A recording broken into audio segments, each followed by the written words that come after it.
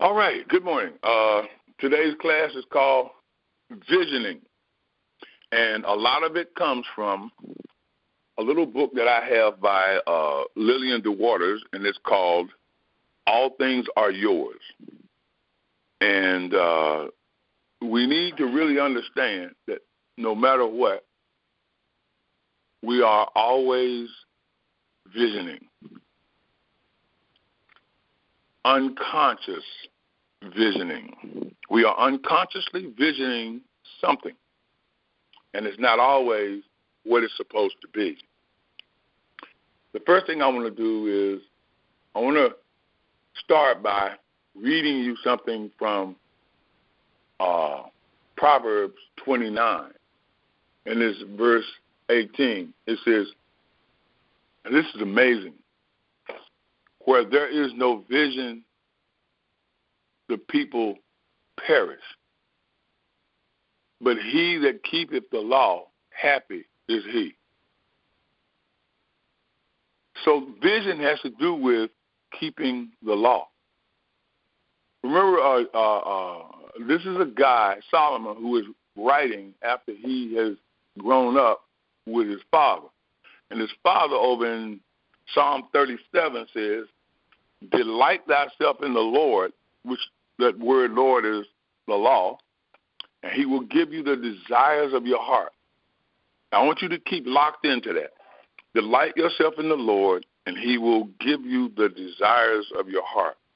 The desires of your heart are coming from keeping the law, which means I have a vision. Now, most people think, because we've heard these guys, the evangelical preachers, the full gospel preachers, and what have you, that say, I had a vision. And they'll say, somebody was out and they had a vision, an open vision.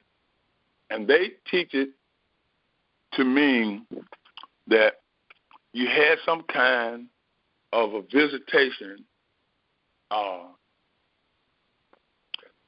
in imagery. You were sitting by yourself and you just had a vision. And that vision showed you that such and such was about to happen and all of this and all of that. Something good or something bad, no matter what, something was about to happen because you had a vision about it. And I grew up in a church, or at least where I got the majority of my what I call religious growth was in one of the churches that teach the open vision, and so they get it from Habakkuk. Now, in Aramaic, Dr.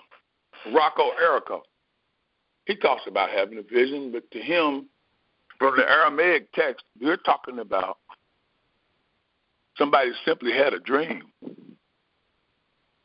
Like in Job, in a dream, in a vision of the night, when a man sleeps on his bed, I direct his intentions. That's one good way of saying it. I seal his instructions. And so, if we recall, Joseph had a dream, which we would call a vision. And he had this dream, and he was, they were picking sheaves of wheat, but his sheaf stood up taller than everybody else's. Then he had another one, and the sun and the moon basically bowed to him. Now, the big mistake he made was he went and told his parents and he told his brothers. And they said, oh, here comes the dreamer. Now, remember, he's had a vision, but the vision was he was asleep. And so once he saw this vision and told somebody about it and what have you, they interpreted it according to their understanding. And what they did was got angry. Now his mama, his parents, especially his father, says, "Oh, so in other words, you're greater than we are?" And so, he didn't know how to deal with that. He's a young boy. His brothers didn't like it at all because his father appeared to like him better than he liked everybody else. So they threw him. He came out there with his little coat of many colors, and his brothers said, "Here comes a dreamer." And we know the rest of the story. They killed the sheep and put blood on the coat and threw him in a hole and sold him into slavery. But subconsciously, he continues to vision. He never forgets the vision. I'm quite sure that there were times, I know there has been with me, where you have a vision, but that you've had a dream. You see yourself in a different situation than probably what you occupy right now, or things that you wanted to do. You dreamed about it, and then you went on, and then some of them are long forgotten. But in that period of forgetfulness, it means that you accepted it as something that was real, something that you were about to bring about, but you didn't know how to bring it about because you were dealing with what we call the out here. And that's for another talk at another time, but I'll say it today. There is no out here. Out here is something that is being expressed by conviction or belief, or as we said earlier, commitment by ourselves and by others. A lot of the stuff that you see going on around you has nothing to do with something that you dreamed about or something that you are visioning, but other people have dreamed it and visioned it, and we all are using the same mirror. And that mirror is going to reflect whatever is being cast in front of it. I don't care what you're casting in front of a mirror, the glass will cause a picture to be reflected in it. And you cannot go into the glass and take it out. And when it's just like out here, you can't really do anything about something that we call out here. It's just there. And when you understand where it came from, then you can do something about it. But if you don't know where it came from and you're trying to get somebody to help you to get it done, it's going to be a mess. Like, for example, last night, as I said, we were having technical difficulties in the studio. And some of the equipment was not performing the way it was supposed to. And my son is going about his, he's one of those that his conviction is, no, this is a test. I'm just going to keep at it until I get it done. He's not thinking about the fact that I'm there. I've got his mother there. I need to get in and out.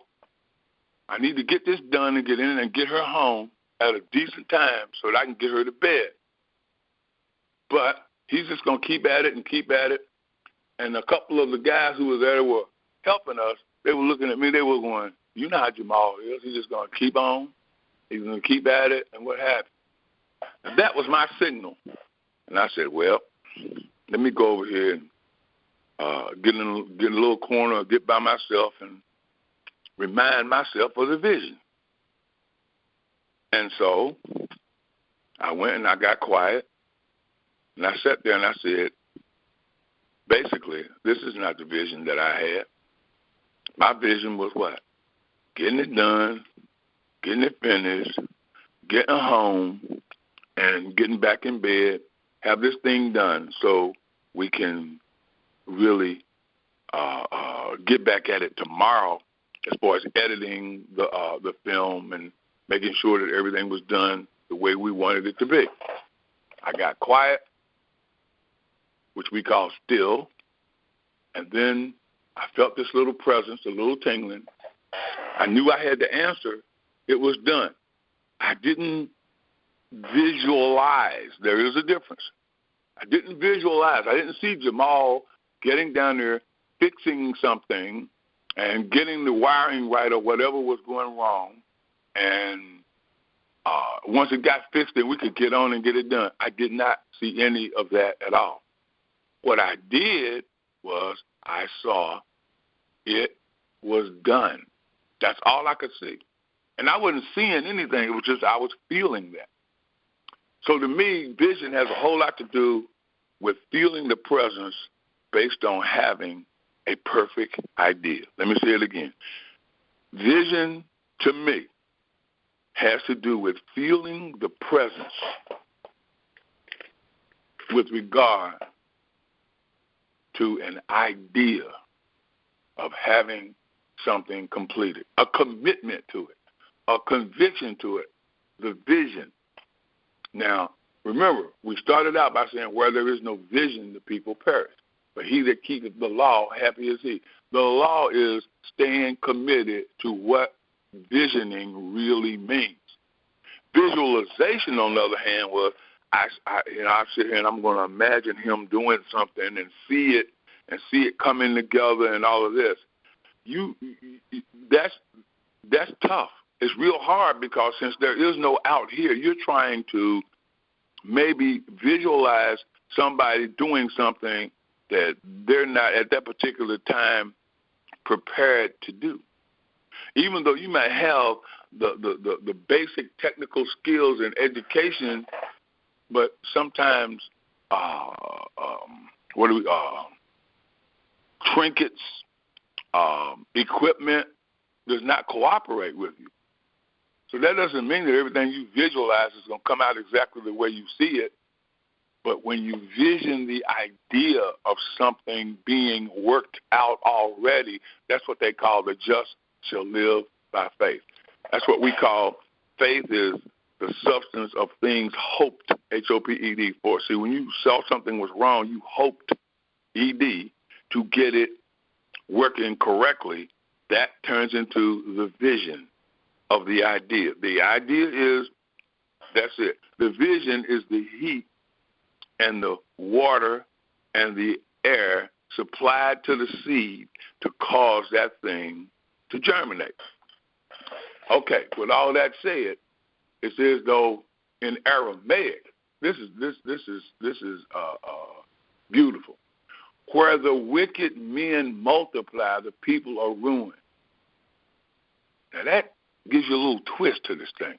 In King James, where there is no vision, the people perish.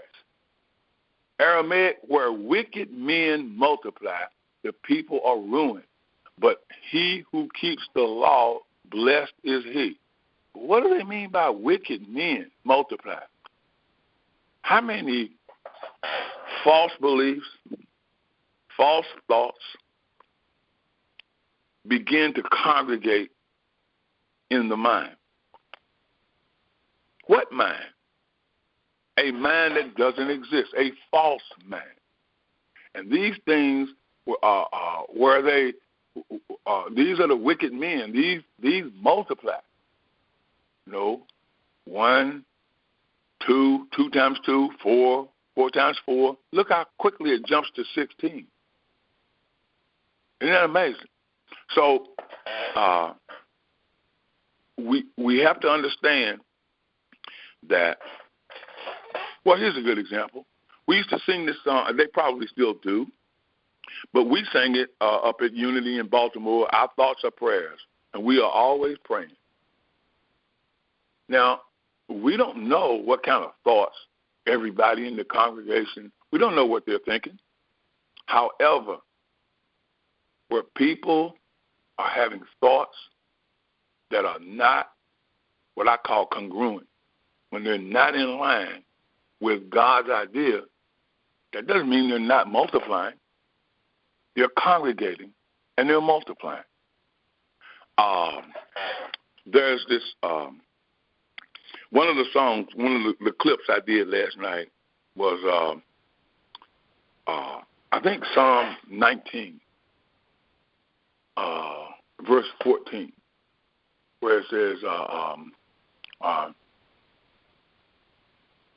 let the words of my mouth and the meditations, there it is, and the meditations of my heart be acceptable in thy sight, O God, my strength and my Redeemer. The words of my mouth and the meditations of my heart. Now, the words of my mouth are coming from where? Out of the abundance of the heart, the mouth speaks. So the core of my being, which I call the abundance of my heart, which I call mind, in this, the ideal, the ideas, the perfection, these words begin to congregate and they multiply. So he doesn't draw a distinction there. He's just telling you that where wicked men multiply. So the same thing, the law is happening all the time. And no matter how you cut it, you run a red light and the man sees you, the law is going to work. That's a law of just out here where there is nothing anyway. But within you, what does Jesus say? The man who lusteth in his heart has already committed the act. That means that lust, and lust has a lot to do with more than sensual or sexual lust. Sensual lust is anything that somebody feels that I just have to have that. A drunk lusteth tomorrow and day after tomorrow and every other day to be drunk, to get something to drink, to really get loaded, as they say. So lust has to do with anything is an over exuberance for having something, and you're just thinking about it all the time. And so therefore, you have to determine whether this thing is wicked or not. I can tell you how to do that. It's in your own heart. Is this something that God would have as an idea? Now remember, God is your consciousness. My conscious awareness that I am is God. So consciousness already has the answer, already knows the answer, already is the answer, and this is you. You already have the answer to everything that appears to be problematic. So we're thinking now that I have a situation. That's funny. Houston, we have a situation. But we know that the moment we have a situation, it is resolved. I think where we get off track is we think that because it's resolved, we're going to see the result of it in what we call the out here.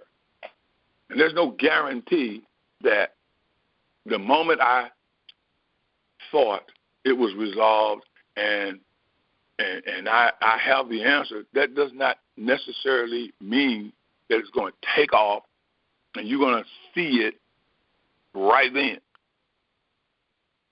Unless you have a consciousness of right now.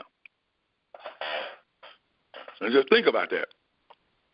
Jesus, what? He has a consciousness that would bring about enough fish and loaves to have the disciples go out and feed more than 5,000 people. That's Jesus' consciousness. And he's saying, you can do greater works. How? You have to have that consciousness. Well, all of a sudden, you think, here's an idea. I have that consciousness because I have the mind of Christ. So since I have the mind of Christ, I have that consciousness, then that means that all of my good ideas, the resolutions to every problem, that's a good way of putting it. My ideas are good because they are the resolution to problems. No matter what it is, the situation that appears to be problematic, I have the answer to it. So that's the consciousness. And so then where is it that I have? It's now. Now, there are some situations, remember, where Jesus could not bring that about right now. He went home, went over into Capernaum, says he couldn't do many mighty works there because of their unbelief. Now, there are those who will say, I'm going to be committed, I'm going to stay right here. Here's my vision, I'm going to fix this situation.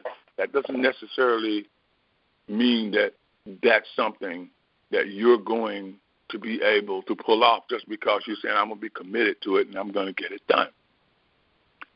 It's already done, but it's going to take a commitment to an understanding that it's going to get done, but maybe it'll get done a year from now as far as people seeing in what we call the out here.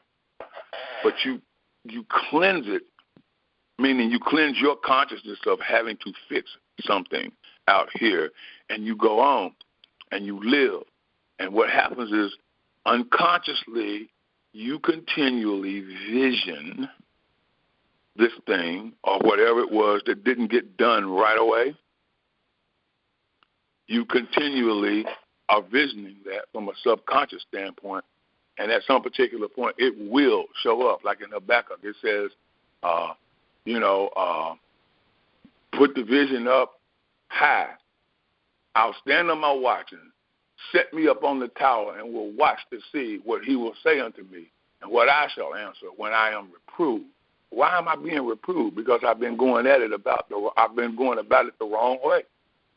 The Lord said, what? Write the vision and make it plain upon tables that he may run that readeth it. For the vision is yet for an appointed time, but at the end it shall speak and not lie. Though it tarry, wait for it, because it will surely come. It will not tarry. Behold, his soul which is lifted up is not upright in him, but the just shall live by his faith. Now, that's Habakkuk chapter 2. I think it's verse 1 through verse 4. Now, let's go back. Let's go back to my story first. As a result of feeling the presence and and continuing to vision this thing, the idea of this thing being resolved, after countless minutes of Jamal working to try to resolve that situation, he comes up with, okay, I know what I'm going to do. And he comes up with this workaround. And as he puts it together a different kind of a way, and another guy who is an engineer said, oh, I know what he's doing. And he said, yeah, I'm just going to work this thing out and we'll get sound, and we'll get this a different kind of a way. I knew it was worked out. It's just that I didn't want to have to wait. I wanted to get in and out and be done. But sometimes, though it tarry, you have to wait, because you're going to derive some kind of an understanding, something you can talk about, like I'm talking about it right now. I was not in there saying, Father, please do something to bring this about so that I can, get on home. I got my wife over here, and I got her to take care of. I got to get up early in the morning, and I got to be prepared and do the Bible class, and I need to do this. And I didn't do that because, number one, God is your consciousness, and your consciousness knows the exactness of how something ought to be done. So your consciousness is not listening at you lay there and what we call beseech. It's not listening that you do that. So I've learned that that's worthless. How many people that say, oh, God, please bring peace on earth. Oh, God, please do this. Please do that, and it doesn't get done. We've talked about that a million times on here. So that's not where I was. I was sitting there knowing this is resolved. And now I'm going to have to, from a tangible, physical standpoint, I'm going to have to wait for it. Mentally, I'm going to have to wait. But visioning already sees it within. It feels it. It knows that it is done. So he got the sound going, but then when he got ready to shoot the film, the light on the camera and the light on the tripod was so bright, it was washing out the keyboard where I'm sitting there playing, and I've got to sing this song. So now we got another problem. But my vision is still the just shall live by his faith. What is his faith? The mind that is convinced that this thing is done. The mind with the idea, which is the substance of what it is you have hoped for. And what have you hoped for? To get the project done, have it done efficiently, and let it be done as quickly as possible. Nobody wants to waste time. And so one of the other guys got up and said, well, we need to do this. I don't remember the term he used, but he did something. Actually, it's unbelievable. He went and got 2 paper towels and put it on the light that was on the tripod. And then they kept raising the tripod up and down and moving it around, and well, maybe we should shoot it from here and what have you. And then you heard somebody go, wait a minute, go back right there where we were. Put it right back in this spot right here. And they put it right back. And he was like, oh, wow, yeah, no, this is perfect. We can live with this. This is it. So then they set it up all over again. Now, remember now, this process went on for about an hour. But finally it was, okay, we got it. All right, we can roll now. But the idea is Michael is still sitting there with the vision of the idea of this thing being complete. Not, we got problems to solve. The vision was on. It is complete. It is done. And that was it. There was no visualizing how they were going to fix it. There was no visualizing, I see myself back at home in bed. And, that works. You can do that, but that can be some mental strain, because while you're sitting there trying to visualize yourself back in bed at home having this thing completely finished, you're still over in there where it says, though it tarry, wait for it. It's going to tarry no matter what. It says, though it tarry. It didn't say maybe it's going to tarry, or it didn't say that. It says, though it tarry. I was thinking about Jesus and the centurion, and he says, but I know that if you speak the word, he's been visioning this thing. He's heard about it. He's visioned it. He understands it. He says, if you speak the word, my servant will be healed. And Jesus goes, wow, I haven't seen faith like this in all of Israel. What he was saying was, I don't see people coming with this mind that you are demonstrating right now. Go on home.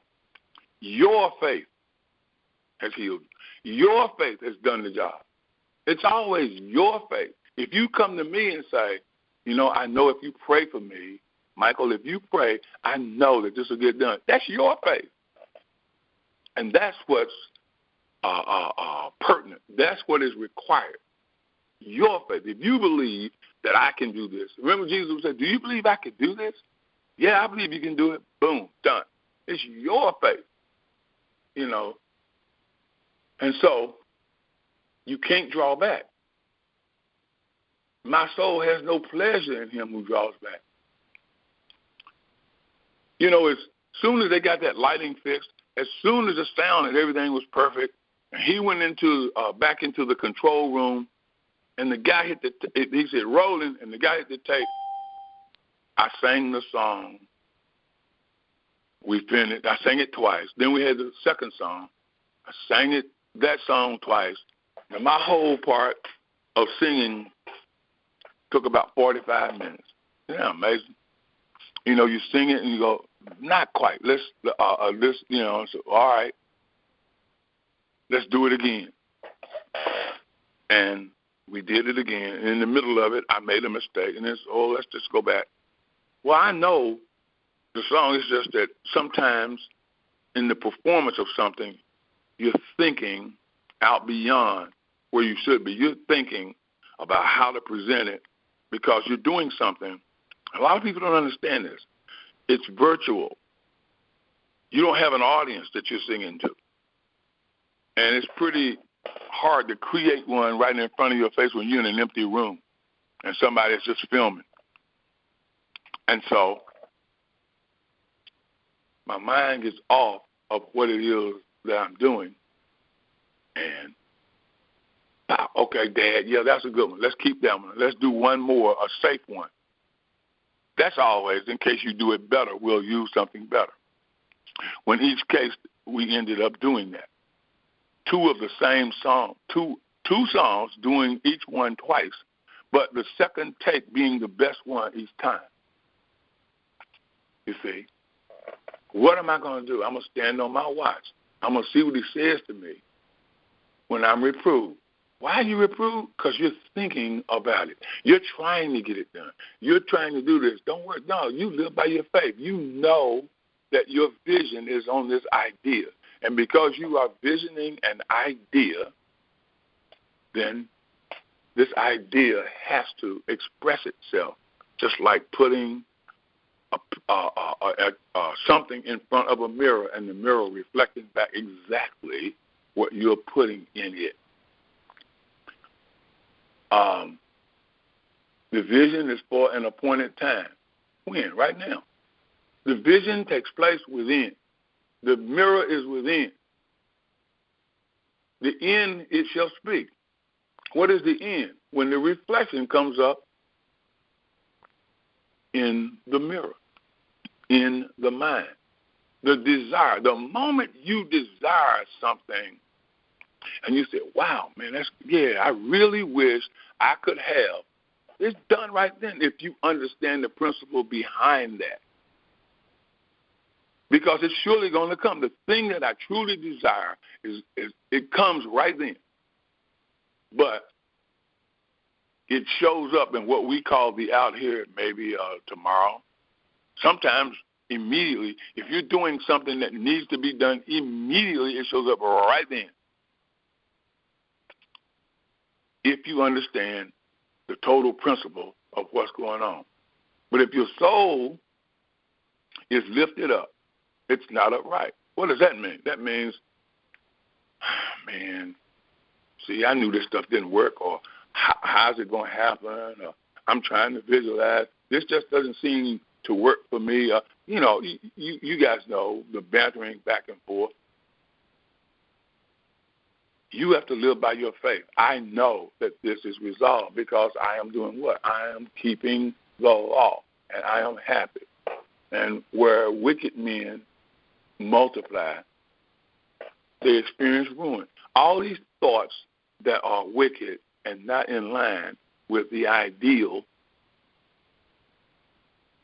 that results as ruin. I'm telling you, the results are immediate. When something goes wrong, don't you see it immediately? You see it within you. Oh, wow, here we go, man. Have you ever done this? Man, it seems like every time I go to do something, something appears to be trying to block my way. Something appears to be trying to destroy before I get started. Something is always hindering my process. Jesus would say it like this. What did hinder you? Nothing is hindering you who understand who you are. I am soul. I am consciousness. I am complete. I am perfection.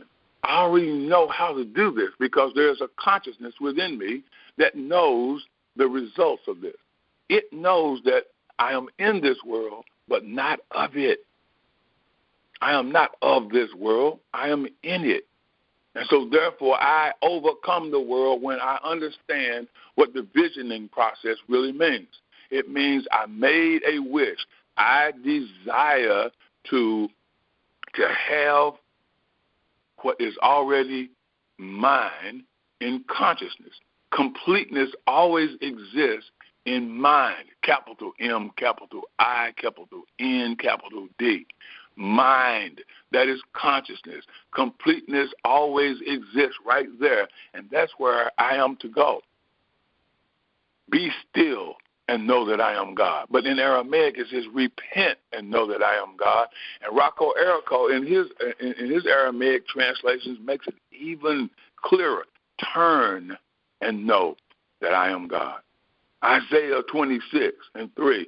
Thou is able to keep it perfect peace, whose mind is stayed on thee. What is the thee? The visioning of the idea.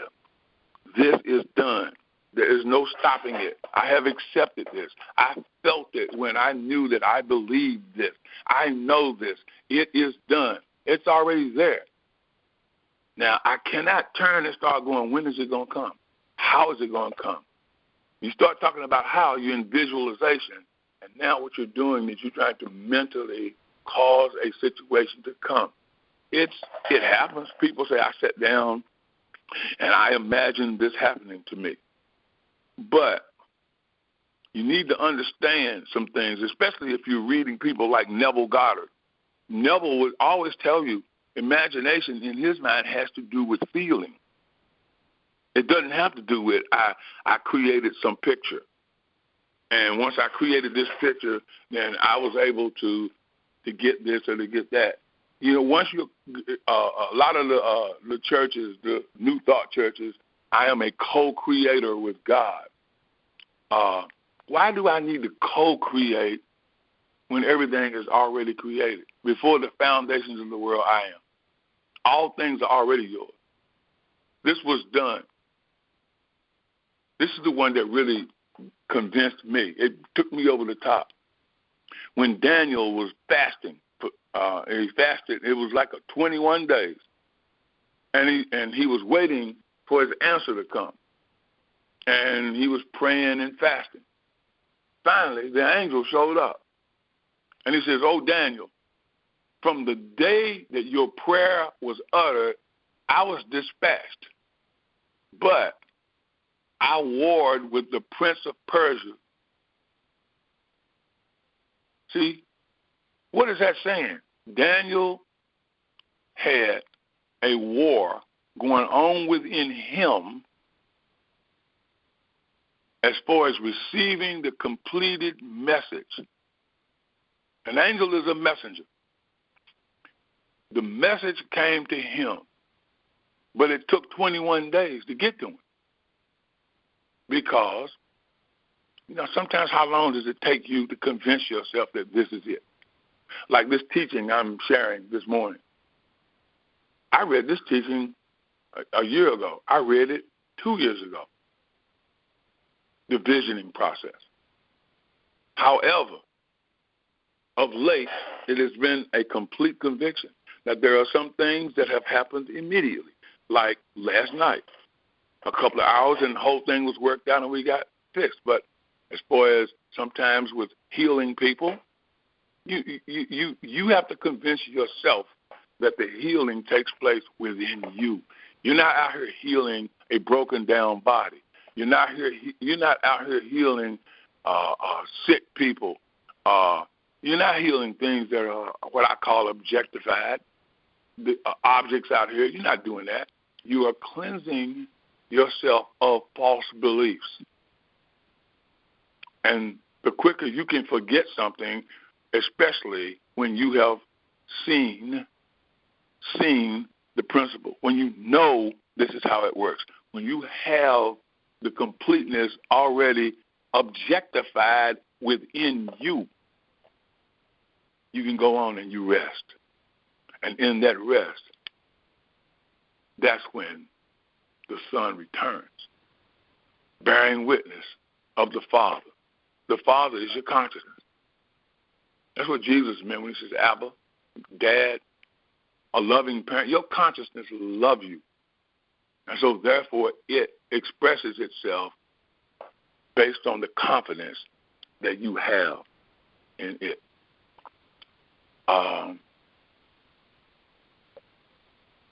I really, really am convinced that this is it.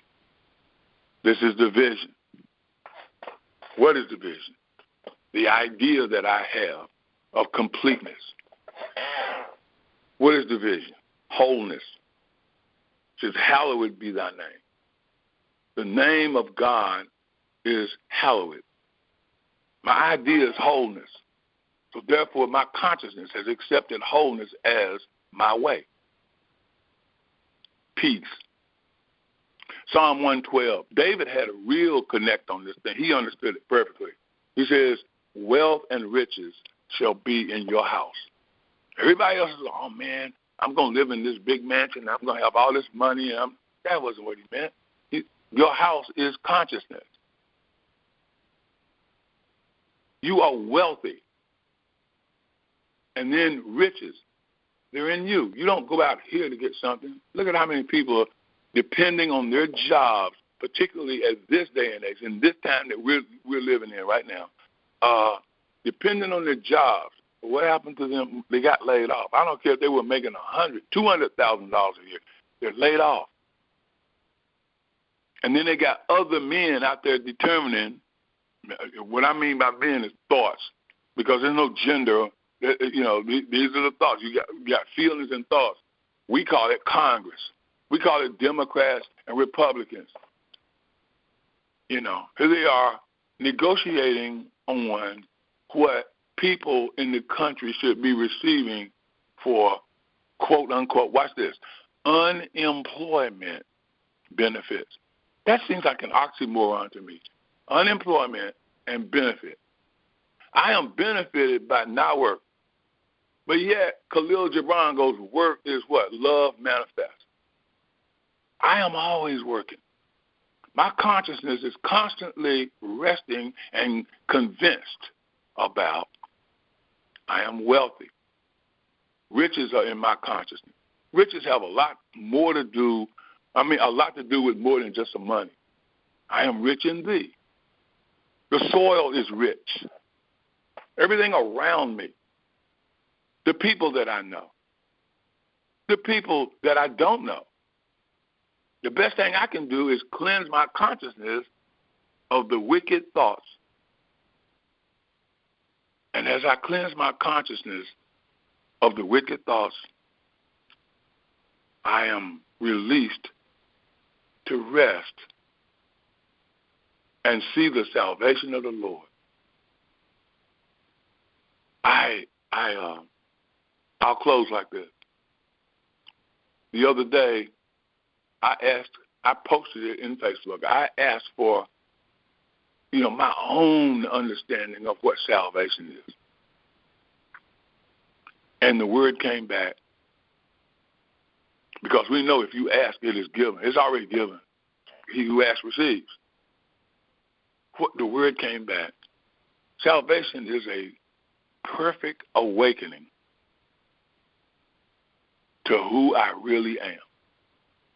An awakening to the reality of who I actually am. That's salvation. It means I am saved from false beliefs. I am saved from making judgments about people. I'm saved from that. And what happens is once that is a conviction, you go to judge somebody, it'll stop you right in the middle. And you'll go, oh, no. Okay. Why? Because I don't want wicked men to multiply. I don't want them to begin to express. I've had enough of that. I've had 70 years of that. I've had 71 and a half years of that. I'm tired of that. And so, therefore, I realized last night, how long have I been thinking? Every time we come over here to do something in the studio, something it goes awry. Something's wrong. We're struggling with this. I'm not making affirmations and denials. I'm sitting here going, I need to cleanse myself of that idea, because that idea is not from God. So I am visioning completeness and perfection. I am visioning constantly. I am constantly visioning the idea of cooperation, the idea of efficiency, the idea of productivity, the idea. See, everything you desire in your life is an idea. Some people say, well, is it right to God says that the love of money is the root of all evil. You're not loving money. You have a desire to have enough in order to do what? You don't want to just survive. You don't want to just exist. You exist if you don't have enough money. To exist means to stand out. What do you want to do? You want to be able to be at peace about your lifestyle. And you are about your lifestyle every day. You are at peace. And when you're at peace, you produce. When you're at peace, you stand out at peace. Prosperity, you stand out as you prosper. In his day, he will prosper if he meditates day and night. His way will be made prosperous, and he will have good success. You ever thought about that? What is good success? God's success. You are successful when you fail. How do you fail? The wicked men have multiplied. Just like in Habakkuk. You know, it says, let me close like this. Paint the vision up high where others can run to tell others, or you can run to tell others. You just paint it up real high.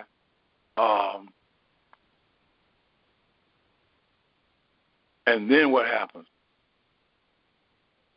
The others are a congregation of the good, the ideas. The next thing you know, other people say, well, do you know, have you seen Susie? Oh, wow. She's just really prospering in this thing, man. Other people are going and telling others. But you, on the inside, are telling other thoughts. Your thoughts are telling other thoughts. Your thoughts are prayers. Your thoughts are multiplying. They are good thoughts. They are God thoughts. Blessed is he who calls upon the name of the Lord. That name is I am. I am that. I am this. I am the resolution. I am the resurrection and the life. I am the way, the truth, and the life. Amazing. I am Alpha and Omega, the beginning and the end. I am the good shepherd. I am the door. Hallowed is my name. It is set apart for a specific purpose. And what specific purpose is your name, I am, set apart for? To vision and to demonstrate the good ideas that you have presented to your consciousness, that they manifest and express the love that passes, or the peace that passes all understanding. And that includes praying for the enemy, realizing I have no accusers, I have no enemy. All I have is a consciousness that understands all things are already mine. And when I turn within, feel the presence of knowing that principle, knowing that as I made a wish, as I desired something, and then once I desired it, I understood that I withdrew that thing. Just like going to the bank, I signed something, I withdrew based on who I am. My identity was made plain. And what happens? The gusher comes forth. The oil shoots up. I receive that which I believe I have. Amen. And so it is.